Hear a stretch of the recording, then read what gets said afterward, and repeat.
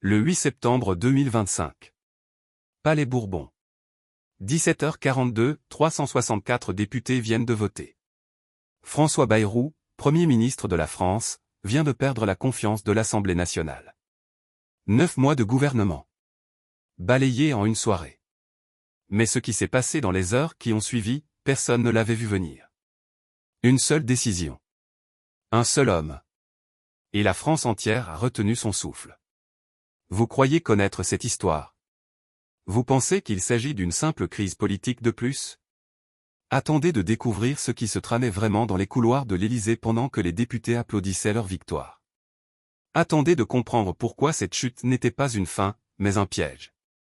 Et pourquoi Emmanuel Macron attendait précisément ce moment pour frapper. Parce que ce soir-là, la France n'a pas seulement perdu un gouvernement. Elle a failli perdre bien plus. Son économie. Sa crédibilité. Sa place en Europe. Et peut-être même sa République. Mais il ne savait pas une chose. Une seule. Et c'est cette chose qui a tout changé. Pour comprendre ce qui s'est vraiment joué le 8 septembre, il faut remonter en arrière. Pas de quelques jours. De 2 ans. Parce que cette crise ne commence pas avec Bayrou. Elle commence avec un chiffre. Un chiffre que personne ne veut regarder en face. 4. 4 premiers ministres en moins de 2 ans. Elisabeth Borne, démission le 8 janvier 2024. Gabriel Attal, démission le 16 juillet 2024. Michel Barnier, renversé le 5 décembre 2024. Et maintenant Bayrou, tombé le 8 septembre 2025. 4 têtes. 4 échecs. Et à chaque fois, la même question qui revient, lancinante, obsédante, qui gouverne vraiment la France. Vous voyez, en France, nous avons une histoire. Une longue histoire avec l'instabilité. La 4e République, vous vous souvenez? Entre 1946 et 1958, 24 gouvernements. 24. Le pays paralysé. Incapable de décider. Incapable d'agir. Et puis un homme est revenu. Charles de Gaulle. Il a dit, assez. Il a créé la 5e République. Un président fort. Un exécutif stable. Pour que jamais, plus jamais, la France ne retombe dans le chaos. Et pourtant, nous y voilà. 67 ans plus tard. Le spectre de la 4e République plane à nouveau sur nous. 4 premiers ministres. 4 échecs. Et pendant ce temps, que se passe-t-il? L'économie vacille. Le déficit explose à 5,5% du PIB. Les agences de notation nous regardent. Les investisseurs hésitent. L'Europe s'inquiète. Et nos ennemis sourient. Mais revenons à Bayrou. François Bayrou. L'homme du centre. Le modéré. Celui qui devait réconcilier. Celui qui devait rassembler. Nommé le 13 décembre 2024, il avait une mission, faire passer le budget 2026. Un budget crucial. Un budget qui devait montrer que la France maîtrise ses comptes. Qu'elle est sérieuse. Qu'elle est crédible. 9 mois plus tard, il se tient devant l'Assemblée. Et il dit ces mots. Écoutez bien. Écoutez ce qu'il dit, ces 9 mois ont été des mois de profond bonheur. Nous avons montré une image républicaine, honorable et active. Profond bonheur. Vous avez entendu? Profond bonheur. Pendant que les Français voient leur pouvoir d'achat s'éroder. Pendant que le chômage grimpe de 0,3%. Pendant que les hôpitaux manquent de moyens. Pendant que les retraités s'inquiètent. Lui, il parle de bonheur. De son bonheur. Pas du vôtre. Du sien. Et c'est là que vous comprenez. Ce n'est pas seulement une crise politique. C'est une crise de déconnexion. Une crise entre ceux qui gouvernent et ceux qui vivent. Entre le Palais Bourbon et la France réelle. Entre les mots et les mots. Mais attendez. Parce que l'opposition, elle n'a pas attendu. Jean-Luc Mélenchon, leader de la France insoumise, se lève. Et il lâche cette bombe, nous sommes au regret de ne pas pouvoir vous faire confiance. Soulagement que vous emportiez dans votre chute votre projet de budget cruel et injuste qui visait à dépouiller le peuple de France. Dépouiller le peuple. Vous entendez le vocabulaire? Ce n'est pas celui d'un débat parlementaire. C'est celui de la Révolution. C'est celui de 1789. Dépouillé. Comme si le gouvernement était une nouvelle aristocratie. Comme si nous étions revenus au temps des privilèges. Et ça marche. Dans les commentaires, sur les réseaux, dans les cafés, les gens répètent, ils nous dépouillent. Ils se servent. Pendant que nous, on trinque. De l'autre côté, Marine Le Pen. Rassemblement national. Elle aussi attend son heure. Elle dit, le président n'a qu'une possibilité, convoquer de nouvelles élections et laisser le pays choisir, et s'il le décide, de choisir une majorité d'alternance. Traduction, démission. Élection. Et nous au pouvoir. Vous voyez le piège? Bayrou est pris entre deux feux. À gauche, Mélenchon qui crie à l'injustice sociale. À droite, Le Pen qui réclame des élections. Et au centre? Le vide. Le néant. L'absence de majorité. 364 députés votent contre lui. 194 pour. C'est fini. Le gouvernement tombe. Mais ce que personne ne sait encore, c'est que dans son bureau de l'Élysée, Emmanuel Macron ne panique pas. Il ne s'affole pas. Il attend. Parce qu'il a vu venir ce moment. Et il a préparé sa réponse. Imaginez la scène. 9 septembre 2025. Palais de l'Élysée. 8 heures du matin. Le communiqué tombe, le président de la République, Emmanuel Macron, a accepté la démission du gouvernement de François Bayrou. Accepté. Pas regretté. Pas déploré. Accepté. Comme si c'était prévu. Comme si c'était attendu. Comme si c'était voulu. Parce que voilà ce que personne ne vous dit. Voilà le secret que les médias n'ont pas compris. Macron ne subit pas cette crise. Il l'utilise. Il la transforme. Il en fait une arme. Vous vous souvenez de 1958? De Gaulle revient au pouvoir dans le chaos de la guerre d'Algérie. La 4e République agonise. Les partis se déchirent. Et lui, il dit, je vais vous sauver. Mais à une condition. Vous me donnez les pleins pouvoirs. Vous me laissez refonder la République. Et le peuple dit oui. Parce que dans le chaos, on cherche l'ordre. Dans la tempête, on cherche le capitaine. Macron connaît son histoire. Il connaît son de Gaulle. Et il sait que dans une crise, il y a toujours une opportunité. L'opportunité de reprendre la main. De montrer qui commande vraiment. De rappeler que dans la 5e République, il n'y a qu'un seul chef. Et ce n'est pas le Premier ministre. C'est le président. Alors que fait-il? Il ne nomme pas immédiatement un nouveau Premier ministre. Non. Il laisse le vide. Il laisse l'incertitude. Il laisse l'opposition s'agiter. Mélenchon qui réclame des élections. Le Pen qui exige une alternance. Les marchés qui s'inquiètent. Les Européens qui appellent. Et lui? Silence. Silence présidentiel. Silence stratégique. Parce qu'il sait quelque chose que vous ne savez pas encore. Il sait que le temps joue pour lui. Que chaque jour qui passe sans gouvernement, c'est un jour où les Français réalisent. Réalisent quoi? Que sans autorité, c'est le chaos. Que sans décision, c'est la paralysie. Que sans lui, c'est le vide. Et pendant ce temps, que se passe-t-il dans l'économie? Les chiffres tombent. Le déficit budgétaire, 5,5% du PIB. La dette publique, en hausse. Le chômage, plus 0,3% en 3 mois. Les investisseurs étrangers, en attente. Les agences de notation, en alerte. Et l'Europe? L'Europe qui regarde la France, cette grande nation, ce pilier de l'Union, se déchirer dans des querelles de partis pendant que le monde avance. Vous comprenez les enjeux maintenant? Ce n'est pas juste une crise politique. C'est une crise existentielle. Une crise qui pose la question, la France est-elle encore capable de se gouverner? Est-elle encore une grande nation? Ou est-elle devenue un pays comme les autres, incapable de décider, incapable d'agir, incapable de peser? Et c'est là que Macron frappe. Pas avec des mots. Pas avec des discours. Avec des actes. Le 9 septembre, il accepte la démission. Mais il fait quelque chose d'inattendu. Il garde 12 ministres de l'ancien gouvernement. 12. Pas pour former un nouveau gouvernement. Non. Pour assurer la continuité. Pour montrer que l'État ne s'arrête pas. Que la République continue. Que lui, il est là. Et puis il fait autre chose. Quelque chose que personne n'avait anticipé. Il convoque les leaders de tous les partis. Tous.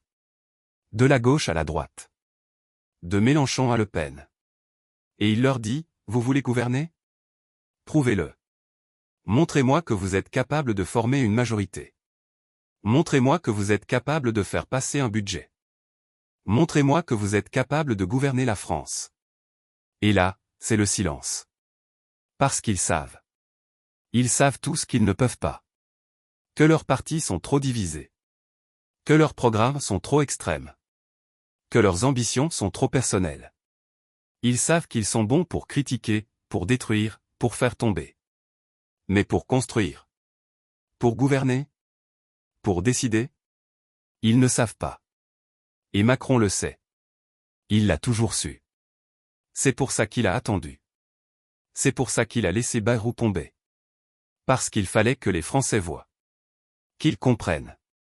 Que l'alternative, ce n'est pas une solution. C'est le chaos. Mais il ne s'arrête pas là.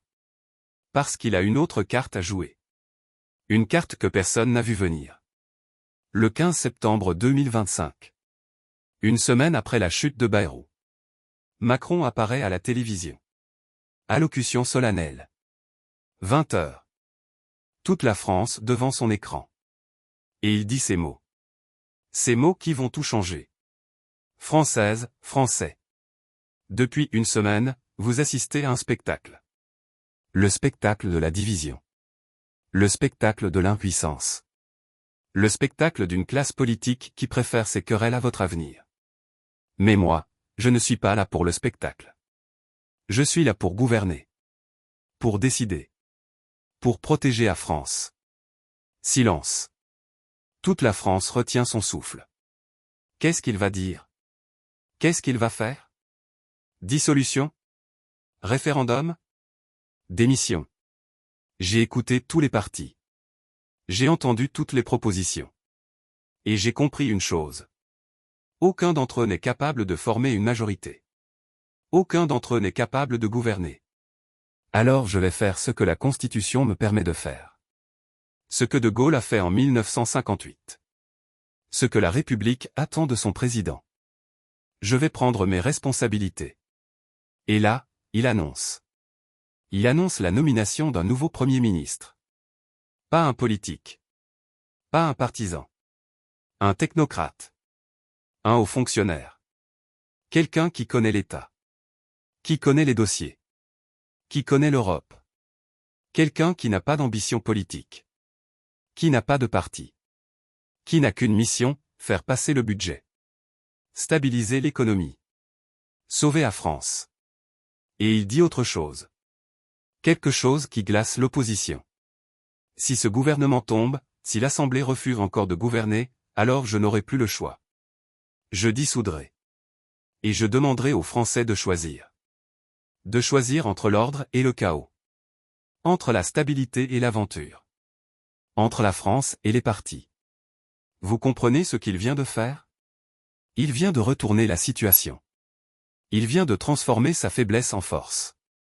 Il vient de dire à l'opposition, vous voulez me faire tomber? Allez-y. Mais vous tomberez avec moi. Parce que si je dissous, vous perdrez vos sièges. Vous perdrez votre pouvoir. Vous perdrez tout. Et ça marche. Dans les jours qui suivent, les sondages tombent. 62% des Français approuvent la décision de Macron. 62%. Pourquoi? Parce qu'ils en ont assez. Assez du cirque. Assez des querelles. Assez de l'impuissance. Ils veulent quelqu'un qui décide. Quelqu'un qui agit. Quelqu'un qui gouverne. Et l'opposition? Elle recule. Mélenchon tempère ses critiques. Le Pen évite de demander la dissolution. Parce qu'ils savent. Ils savent que dans le chaos, c'est Macron qui gagne. Que dans la crise, c'est le président qui l'emporte. que dans la tempête, c'est le capitaine qu'on écoute. Mais ce n'est pas fini. Parce que Macron a encore une bombe à lâcher. Une bombe économique. Une bombe qui va changer la donne. Le 20 septembre 2025. Bercy. Ministère de l'économie. Le nouveau Premier ministre présente le budget 2026. Et là, surprise. Ce n'est pas le budget de Bayrou. Ce n'est pas le budget cruel et injuste que Mélenchon dénonçait. C'est un budget différent. Un budget qui coupe dans les dépenses, oui. Mais qui protège les plus fragiles. Qui préserve les retraites. Qui maintient les services publics. Qui investit dans l'avenir. Comment est-ce possible? Comment peut-on couper et protéger en même temps? Parce que Macron a fait quelque chose que personne n'avait osé faire. Il a touché aux privilèges. Pas aux privilèges des pauvres. Aux privilèges des riches. Aux niches fiscales. Aux exemptions. Aux avantages. Tout ce que les lobbies protègent. Tout ce que les partis n'osent pas toucher. Lui, il l'a fait. Et il dit, on ne peut pas demander des sacrifices aux Français si on ne demande pas d'abord des sacrifices aux privilégiés. On ne peut pas parler de justice sociale si on protège les injustices fiscales. On ne peut pas prétendre gouverner pour tous si on gouverne pour quelques-uns. Et là, c'est le coup de génie. Parce qu'il vient de couper l'herbe sous le pied de Mélenchon. Il vient de reprendre le discours de la justice sociale. Il vient de montrer que ce n'est pas à gauche qui défend le peuple. C'est lui. Le président. Le gaulliste. Celui qui gouverne pour la France, pas pour un camp. Les réactions sont immédiates. Dans les rues, les gens approuvent. Dans les sondages, la cote de Macron remonte. Dans les médias, on parle de coup politique. Dans l'opposition, c'est la confusion. Mélenchon ne peut pas critiquer un budget qui taxe les riches. Le Pen ne peut pas s'opposer à un budget qui protège les Français. Ils sont piégés. Coincés. Neutralisés. Et l'Europe? L'Europe applaudit. Parce que ce budget, il réduit le déficit. Il respecte les règles. Il montre que la France est sérieuse. Que la France est crédible. Que la France est de retour. Le 7 octobre 2025. Date limite pour présenter le budget. Le nouveau gouvernement le dépose. Et cette fois, pas de vague. Pas de crise. Pas de chute. Le budget passe. Pas avec une large majorité. Mais il passe. Parce que personne n'ose le faire tomber. Parce que tout le monde a compris. Que faire tomber ce budget, c'est faire tomber la France. Et Macron. Macron a gagné. Il a transformé une crise en victoire. Il a transformé une faiblesse en force. Il a transformé le chaos en ordre. Comment? En faisant ce que De Gaulle avait fait en 1958. En rappelant que dans la République, il n'y a qu'un seul chef. Et que ce chef, c'est le président. Mais attendez. Parce que l'histoire ne s'arrête pas là. Parce que derrière cette victoire politique, il y a une réalité économique. Une réalité que les Français vivent tous les jours. Et cette réalité, elle est dure. Le déficit budgétaire, 5,5% du PIB. La dette publique, 112% du PIB. Le chômage, 7,2%. L'inflation, 4,1%. Les prix qui augmentent. Le pouvoir d'achat qui baisse. Les fins de mois qui sont difficiles. Et pendant ce temps, que se passe-t-il dans le monde? La Chine qui avance. Les États-Unis qui se replient. L'Allemagne qui hésite. L'Europe qui se cherche. Et la France. La France qui doit choisir. Choisir entre rester une grande nation ou devenir un pays comme les autres. Choisir entre peser dans le monde ou subir le monde. Choisir entre l'ordre et le chaos. Et c'est là que vous comprenez. Que cette crise, ce n'était pas juste une crise de gouvernement. C'était une crise de souveraineté.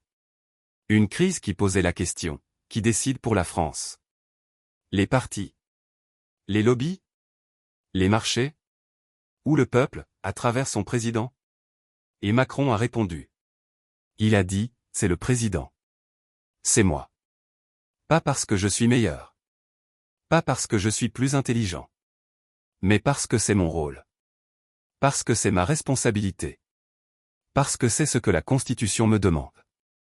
Et parce que c'est ce que la France attend. Mais il y a un prix. Un prix que les Français vont payer. Parce que ce budget, il coupe. Il réduit. Il économise. Moins de fonctionnaires. Moins de subventions. Moins de dépenses. Et ça fait mal. Ça fait mal aux collectivités locales. Ça fait mal aux associations. Ça fait mal aux services publics. Alors la question, c'est, est-ce que ça vaut le coup? Est-ce que la stabilité vaut ses sacrifices? Est-ce que l'ordre vaut ses efforts? Est-ce que la souveraineté vaut ce prix? Et la réponse, elle dépend de vous. De ce que vous croyez. De ce que vous voulez. De ce que vous êtes prêt à accepter. Regardons maintenant ce qui se passe à l'international. Parce que cette crise, elle n'est pas passée inaperçue. À Bruxelles, on a retenu son souffle. À Berlin, on a observé avec inquiétude. À Washington, on a pris des notes. Et à Pékin, on a souri. Parce que quand la France vacille, c'est l'Europe qui tremble. La France, ce n'est pas n'importe quel pays. C'est un membre permanent du Conseil de sécurité de l'ONU. C'est une puissance nucléaire. C'est la deuxième économie de la zone euro. C'est le moteur, avec l'Allemagne, de la construction européenne. Quand la France est faible, l'Europe est faible. Quand la France est divisée, l'Europe est divisée. Et nos adversaires le savent. La Russie qui teste nos frontières. La Chine qui achète nos entreprises. Les populistes qui minent nos démocraties. Ils attendent tous la même chose, que nous nous effondrions de l'intérieur. Que nous nous déchirions entre nous. Que nous perdions notre capacité à décider, à agir, à peser. Et pendant quelques jours, en septembre 2025, ils ont cru que c'était arrivé. Que la France était finie. Que la République était morte. Que le chaos avait gagné. Mais ils avaient oublié quelque chose. Ils avaient oublié que la France, ce n'est pas juste un pays. C'est une idée. L'idée qu'un peuple peut se gouverner lui-même. L'idée qu'une nation peut rester libre. L'idée qu'une république peut survivre aux tempêtes. Et cette idée, elle a un gardien. Un gardien qui s'appelle le président de la République. Et ce gardien, il a fait son travail. Il a protégé l'idée. Il a sauvé la République. Il a préservé la France. Est-ce que tout est réglé? Non. Est-ce que tout est parfait? Non. Est-ce que les problèmes sont résolus? Non. Mais la France est debout. La République tient. L'État fonctionne. Et ça, c'est déjà beaucoup. Alors, qu'est-ce qu'on retient de tout ça? Qu'est-ce que cette crise nous apprend? 3 leçons. 3 leçons essentielles. Première leçon, dans une démocratie, l'instabilité est un luxe qu'on ne peut pas se permettre. Quand le monde bouge vite, quand les crises s'enchaînent, quand les menaces se multiplient, on a besoin de stabilité. On a besoin de décision. On a besoin d'autorité. Pas d'autoritarisme. D'autorité.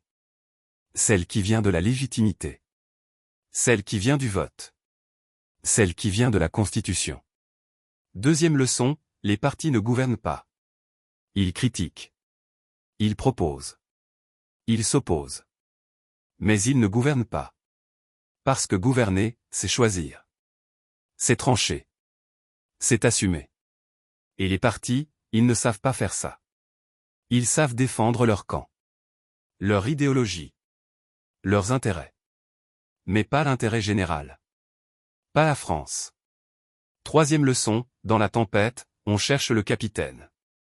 Pas le plus sympathique. Pas le plus populaire. Le plus capable. Celui qui sait où il va. Celui qui tient la barre. Celui qui ne lâche pas. Et en septembre 2025, ce capitaine, c'était Macron. Vous pouvez l'aimer ou pas. Vous pouvez être d'accord avec lui ou pas. Mais il a fait son travail. Il a tenu la barre. Il a sauvé le navire. Et maintenant? Maintenant, la France avance. Avec ses problèmes. Avec ses défis. Avec ses divisions. Mais elle avance. Parce qu'elle a un gouvernement. Parce qu'elle a un budget. Parce qu'elle a un cap, le budget 2026 est voté. Les réformes sont lancées. L'économie se stabilise. Les investisseurs reviennent. L'Europe respire. Et la France? La France reste debout. Mais ne vous y trompez pas. Ce n'est pas fini. Parce que les oppositions sont toujours là. Parce que les problèmes sont toujours là. Parce que les défis sont toujours là. La prochaine crise viendra. C'est certain. La question, c'est, serons-nous prêts? Aurons-nous appris? Aurons-nous compris? Compris quoi? Que la démocratie, ce n'est pas le chaos. Que la liberté, ce n'est pas l'anarchie. Que la République, ce n'est pas le spectacle. C'est l'ordre. C'est la décision. C'est la responsabilité. Et ça, c'est à nous de le défendre. Pas aux politiques. À nous. Aux citoyens. Parce que la République, elle ne tient pas toute seule. Elle tient parce qu'on la fait tenir. Parce qu'on y croit. Parce qu'on la protège.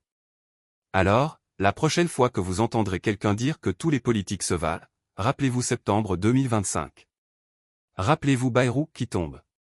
Rappelez-vous Macron qui tient. Rappelez-vous la différence entre celui qui subit et celui qui décide. La prochaine fois que vous entendrez quelqu'un dire que la France est finie, rappelez-vous cette crise. Rappelez-vous comment nous avons failli tomber. Et comment nous nous sommes relevés. La prochaine fois que vous entendrez quelqu'un dire que les institutions ne servent à rien, rappelez-vous la Constitution. Rappelez-vous le président. Rappelez-vous que sans institutions, c'est le chaos. Et que le chaos, personne n'en veut vraiment. Parce que voilà la vérité.